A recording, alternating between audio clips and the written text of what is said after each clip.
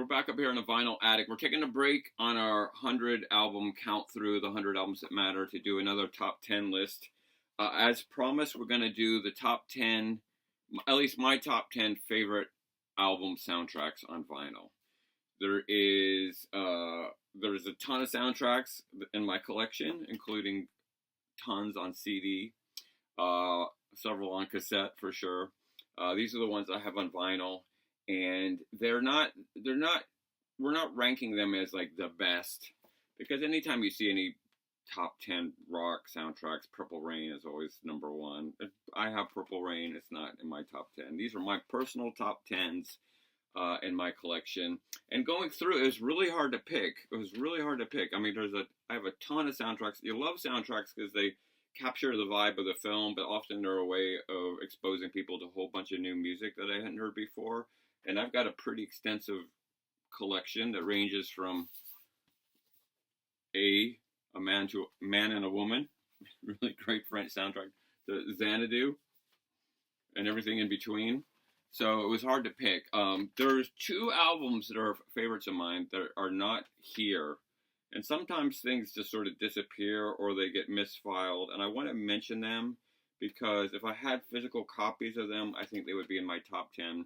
One is the 1984 soundtrack to Repo Man, which was a sort of Rosetta Stone for a lot of hardcore punk rock that we listened to in the 1980s, including the Circle Jerks and Black Flag. And it was just such a great punk rock soundtrack. And I don't know where it is. I love it. Emilio Estevez is Repo Man. Let's go do some crimes. Let's eat sushi and not pay.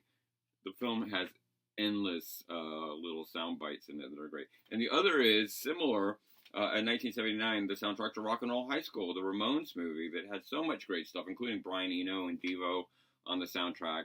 I don't know where it is. Sometimes I lend stuff out to people and then I forget and I never get it back. So those are our honorable mentions, but let's go through the 10 that I have here in the Vinyl Attic. And if you've been watching this channel, you're going to be able to figure out what number one is. All right. At number 10, 1968. Ooh, catch that light. The Monkees soundtrack to Head. The reason this is great is the movie is like an art project. I mean, it was really the Monkees trying to destroy their image as the Prefab Four and do something super psychedelic. Jack Nicholson worked on it. Frank Zappa is in it. I mean, it's just the most bizarre thing. And the great thing about the soundtrack, besides all these great songs, including Porpoise Song written by Carole King, which is, I think Mickey Dolenz' greatest moment, is a lot of the little sound bites. This comes out a couple months before the Beatles' White Album and Revolution #9, but you get some of the kind of weirdness that we heard on the Beatles' White Album. The Monkees doing it a couple months before. So I really love this record. It's so weird. It's so old. And look at that. Ed. Okay, that's number 10. Number 9 is a big one for me. 1978, the soundtrack to FM, starring Martin Mull, who recently passed away, about a group of DJs in an FM radio station. They take over the radio station because they don't want to play military ads. They just want to play Queen's We Will Rock You. The movie is great because of the amazing sort of FM rock. I mean, Boston, Jimmy Buffett, Doobie Brothers, Eagles, Dan Fogelberg, Foreigner, Billy Joel. I mean, it's just sort of like the staple of FM rock in the late 1970s. But also has, besides Jimmy Buffett, has a killer live performance from Linda Ronstadt, who does an amazing live version of Tumblin' Dice. It's in the movie. I would go to the movie theater to see this movie with a little tape recorder, since we couldn't get the live stuff, and I would record it sitting in a movie theater in Stone Mountain, Georgia. I love this album. I don't think it's ever been put out on streaming or CD or anything, but it's just, if you find this is sort of the best of 70s rock. Okay, at number 8, I had to go back to the beginning. West Side Story, 1961. Leonard Bernstein, lyrics by Stephen Sondheim. Really, really incredible soundtrack. It just was the soundtrack of my 4 o'clock movie, Latchkey Kid life. Between that and Elvis movies, it was West Side Story. All the stuff, it's orchestrated so well. It's so dramatic. And as you probably know, it's just a modern take on, a sort of a jazz take on Romeo and Juliet. A little bit of Shakespeare there. Natalie Wood did not sing her parts. It was a woman named Marnie Nixon who sang all those wonderful parts. I feel pretty. And the song about in America, Who Wants to Be in America? Very sociological. I love this album. I still play the crap out of West Side Story. I'm not ashamed to say it. All right, 1987. This is one you might not know. Athens, Georgia, Inside Out. This was a documentary about why the Athens music scene was blowing up, and with great stuff from the Flat Duo Jets. Dexter Romer just passed away. REM, Pylon, Barbecue Killers. I mean, this was sort of our scene up on the big screen. And one of the funny things about this documentary is it was filmed in Athens in the winter, and the kudzu's all dead in the winter. The documentary didn't really capture kind of the lushness of the Athens music scene of the 1980s, but the soundtrack sure as hell did. This is a great snapshot of Athens in the 1980s, if you can find it. Barbecue Killers. These were all our friends, and a great moment in music history. All right, number 6. This had to be on there. This is Spinal Tap, 1984. Smell the Glove. There it is. This is the mockumentary by Rob Reiner, the band that did not exist. Some of these songs are so great. Big Bottoms, talking about mudflaps, My Girl's Got 'Em. They reunited in the early 90s, and Driving and Crying, the band that I used to manage, actually opened up for them, and I got to meet them in character. I had them sign a David Cassidy album that's in here somewhere.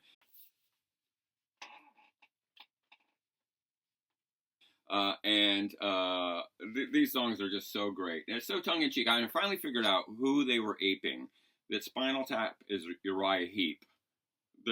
I think the band that they were imitating was Uriah Heep. But it's just, the music is so incredibly wonderful. These guys are so talented, and they're still with us, Spinal Tap. All right, we go to 1979 for number 5. And this is a record that really changed a lot of stuff. The 1979 version, not the 1973 version, but the 1979 version of The Who's Quadrophenia that was turned into a film. Pete Townsend and the band took the kind of story from the 1973 album and had it turned into a film. Phil Daniels as Jimmy the Mod. And this movie helped, along with The Jam, who we talked about a few weeks ago, helped launch the Mod revival. I saw this movie at a midnight movie in 1979, and it was like, I gotta get a Vespa and a parka.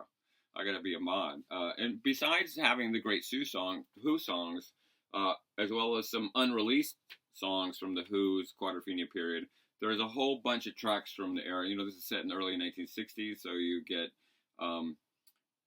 James Brown, the Kingsmen, Booker T and the MGs, the Chiffons, the Ronettes. I mean, sort of, that captures the real mod era. And this soundtrack is so great. And I just love this film. Oh, look at this. All kinds of mod stuff inside. With Sting.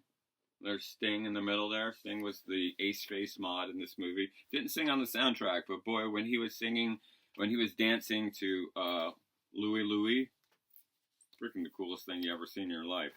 All right. Now we're getting to business. At number 4, it had to happen. We got the Beatles. The soundtrack to their second film, Help. Hard Day's Night is great. I think the soundtrack to Help is even better. By this point, they were smoking a little weed and were getting more introspective. So the songs like You've Got to Hide Your Love Away are a little bit more Dylan-y. But also, this is the American version. And the American version features some of the Indian music that is in a couple of the scenes in the movie. This wasn't on the British version. And this was the stuff that turned George Harrison onto the sitar. The Indian music scenes in this movie connected George with the complexity of Indian music. Then he met Ravi Shankar and went off on that whole direction. It all starts here with this soundtrack. So the interludes have a very James Bond feel. And the American version, I think, even though there's more Beatles songs on the British version, the American version creates a whole feel for the movie of this massive chase that is the center point of this movie. If you don't know, Ringo has a ring on his finger that must be removed or will be sacrificed at midnight. So I've got Help, the Beatles, Help, 1965. All right, next is a great soundtrack from a Louis Malle film, Ascenseur pour les Chiffons. In America, it came out as Jazz jazz track, music by Miles Davis. The American version, they added a couple non-soundtrack songs to it. But you want to sit in a French cafe in like the late 50s and the early 60s and dream while watching the rain come down. This soundtrack will take you there. It's so evocative of Paris, Paris in that day, in the peak of the jazz age. I just love this soundtrack so much. I'm so glad I found it on vinyl. It's really hard to find, but it is. It takes you to where you want to go. It's Miles Davis Quintet on Columbia Records. Brilliant soundtrack from a 1961 Louis Malle film. Okay, getting up there. Number two. I have so much to say about this 1986 soundtrack, Absolute Beginners. A film kind of set in the same time as the Miles Davis film, London, at the late 50s, early 60s, in the beginning of the youth explosion, and is on a scooter, so I was going to like it, and Patsy Kensit, who is the 80s version of Anne Margaret, so I'm going to like that. But the soundtrack is so great.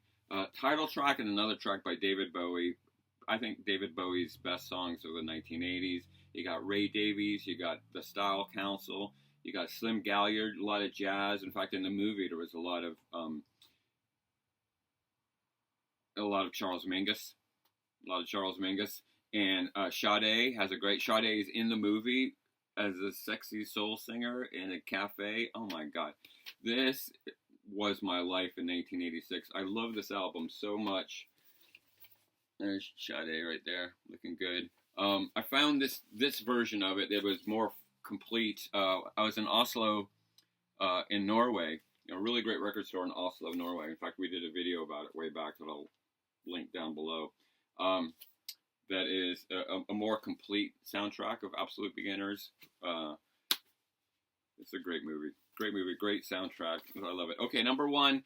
This is a soundtrack I've talked about twice before on this channel because I love it so much. So it shouldn't surprise you that it comes in at number one. 1980, the soundtrack to Times Square on RSO Records. So RSO was the label that had Saturday Night Fever, which changed everything, turned everybody disco crazy in 1977, and then they came out with Urban Cowboy shortly after that to make everybody go crazy over country music. Another John Travolta film. And then they put out Times Square, and I think their goal was to make everybody go punk rock. The movie bombed. John Travolta was not in it. These two young women were in it. But the soundtrack is glorious. I mean, everything from Patti Smith to XTC to the Talking Heads to Gary Newman to the Ramones. I mean, this was such a gateway into the world of punk rock and new wave for so many of us kids in the suburbs who didn't have Spotify, there was no MTV, there was no way to access this music. This album came out, and it's all right here on one, except for Robin Gibb. But it's got The Cure and David Johansen and The Ruts and The Pretenders and Roxy Music. I mean, it's got all the things you want on one album. This is, and it's gritty. Back when Times Square was kind of a dirty hellhole, unlike the Disneyfied, tourist trap it is now. This is the number one. All right, there's tons more. I would love to know what your favorite soundtrack album is. Is it Saturday Night Fever? Is it Purple Rain? Is it sort of one of the big ones? Or do you have some obscure thing, or maybe obscure French film like Subway? Let me know what your favorite soundtrack. What about, got to give some love to Star Wars. I mean, there's just tons of. Or what about, now we're in the S's, School Days, the great Spike Lee movie. And this is another favorite. So let me know what your favorite soundtrack is, and if you have it on vinyl, and maybe we'll add it to the list. Okay, we'll be back with our top 100 next week, where we are going to be talking about the Go-Go's. I'm very excited to talk about the Go-Go's because they deserve it. All right, all of it. No, this one. Yeah, this one. Soundtracks matter. You matter. You know what I'm going to say? We got to talk about it.